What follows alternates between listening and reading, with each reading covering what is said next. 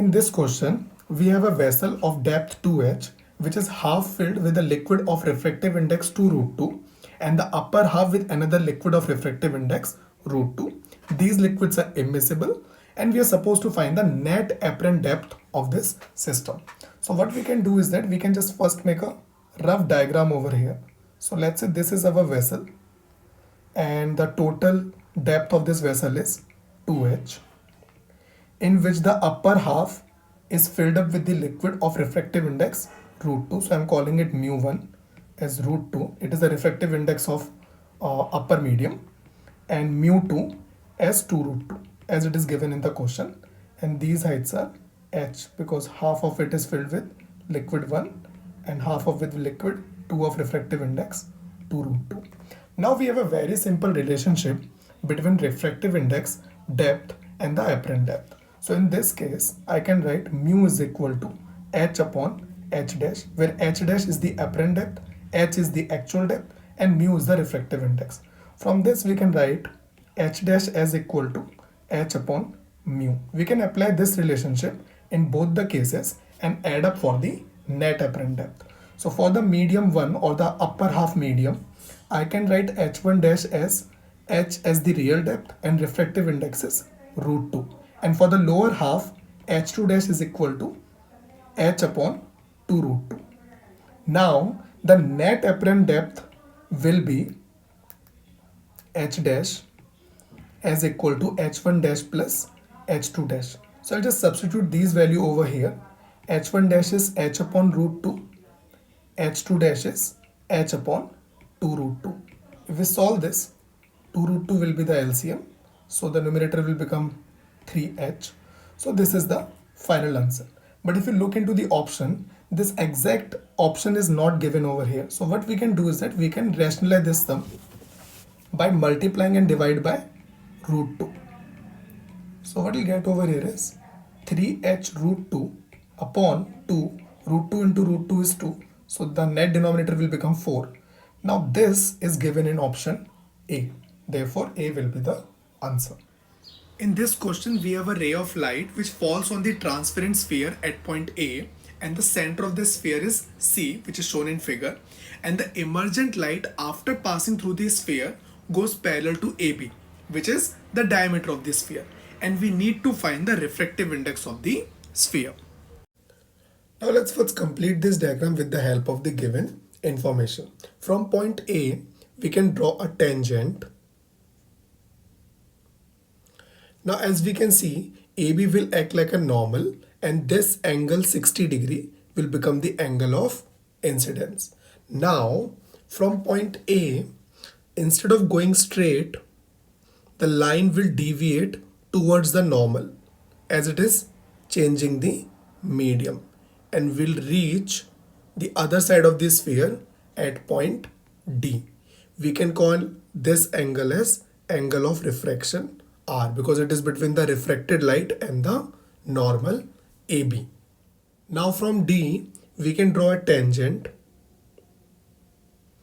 and perpendicular of this tangent will pass through the center of the sphere, and this line will act as a normal, and this will be angle R because AC is equal to CD, so the angle opposite to this side has to be equal. Now it is given in the question, from point D, the light emerges out and goes parallel to the diameter AB. So this is our emergent light.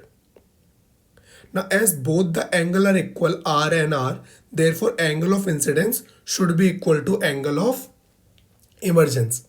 So this angle will also be equal to 60 degree. Now as this angle is 60 degree and this line, emergent line, is parallel to AB, I can say this angle will also be equal to 60 degree, its corresponding angle. Now by linear pair property, this angle will be equal to 120 degree. Now if you consider triangle A, C and D, I can get R plus 120 degree as equal to 180 degree. 180 degree. It is in triangle ACD. So I can write 2r is equal to 60 degree or r is equal to 30 degree. Now we can very easily find the refractive index of the sphere because we have the angle of incidence over here as 60 degree and we just got the value of r as 30 degree. So sine I upon sine r is nothing but the refractive index of the sphere. I am representing refractive index with letter mu. So sine 60 degree upon sine 30 degree.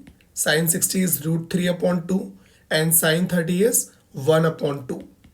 So this will be equal to root 3, which is nothing but option B.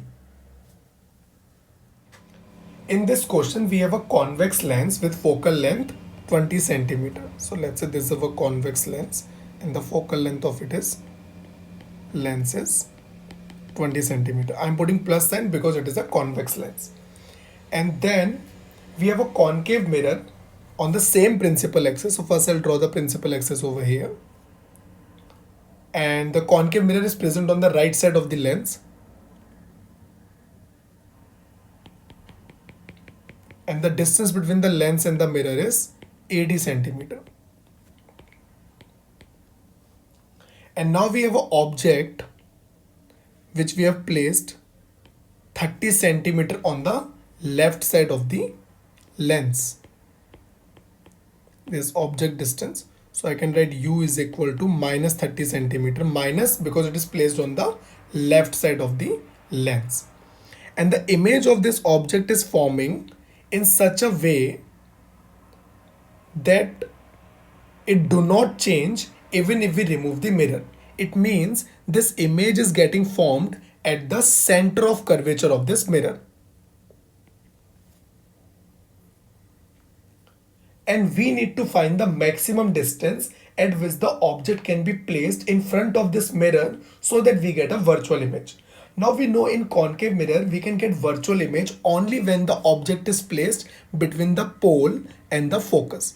So this distance actually we are supposed to find. This distance. Now we can start solving this question. Now for the lens part, we have 1 upon f is equal to 1 upon v minus 1 upon u. We'll just put the values over here. F for the lens is 20 centimeter. V we are supposed to find. And u is given as what? Minus 30 centimeter. If we solve this, we'll get 1 upon v is equal to 1 upon 20 minus 1 upon 30. This is equal to 3 minus 2 upon 60, or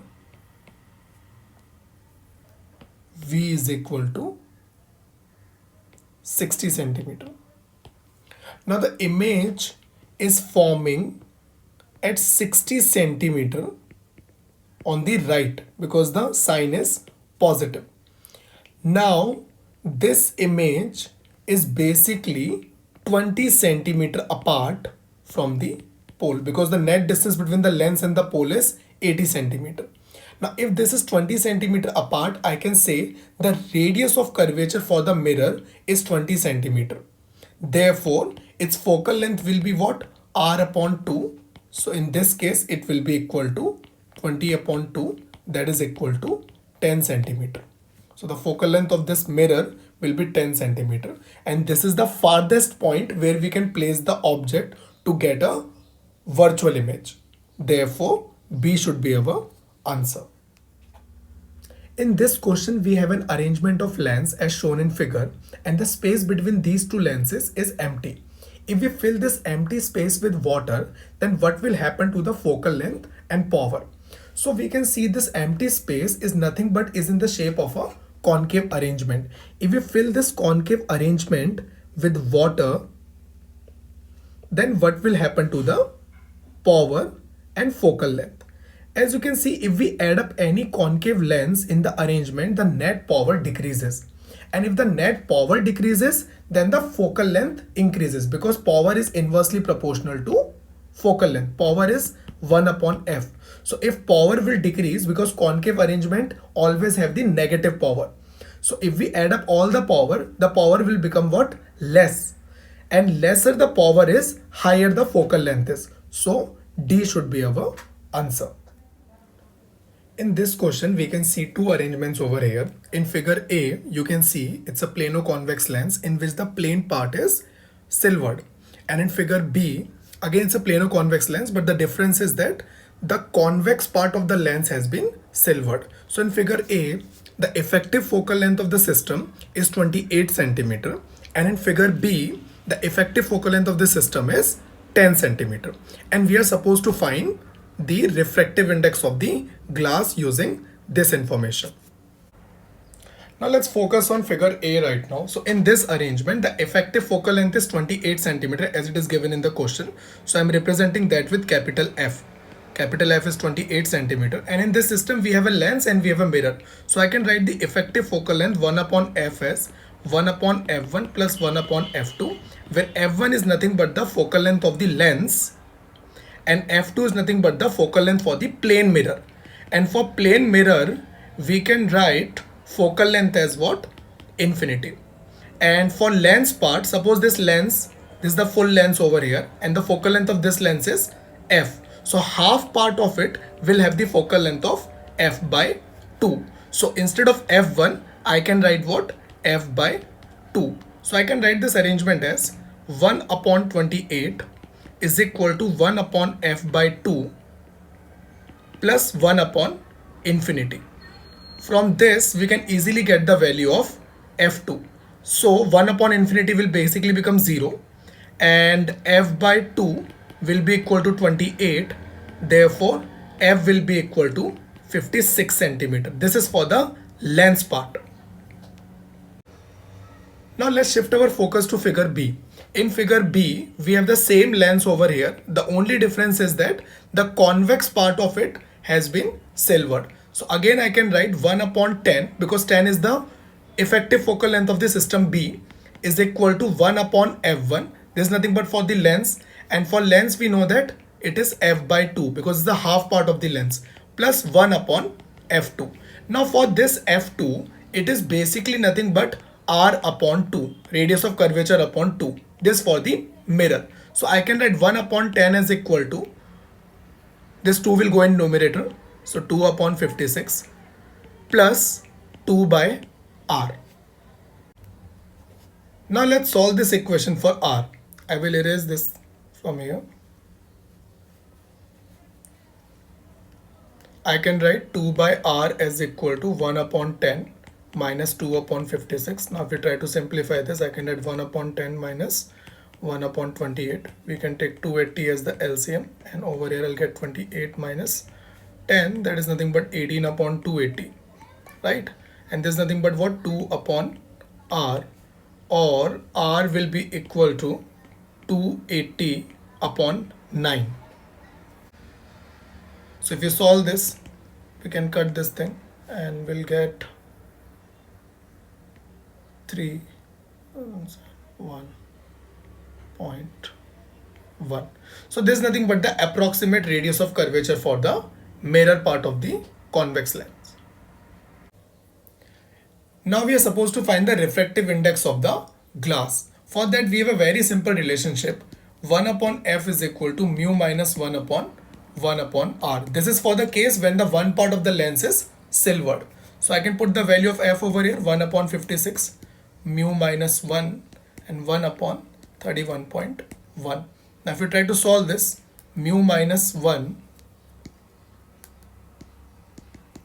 will be equal to 31.1 upon 56 and mu will be equal to 1 plus 31.1 upon 56. Now this calculation is a bit tedious. So what I can do is that I can round off this number to near to 30 and this number near to 54. So 1 plus 30 upon 54. This is just for the approximation purpose. And now we can write this value as 1 upon, we can cut this value with the table of 6. So this will become 5 upon 9 and 5 upon 9 is nearly equal to 0.55. So this will be nearly equal to 1.55. Now if you look into our option C should be our answer.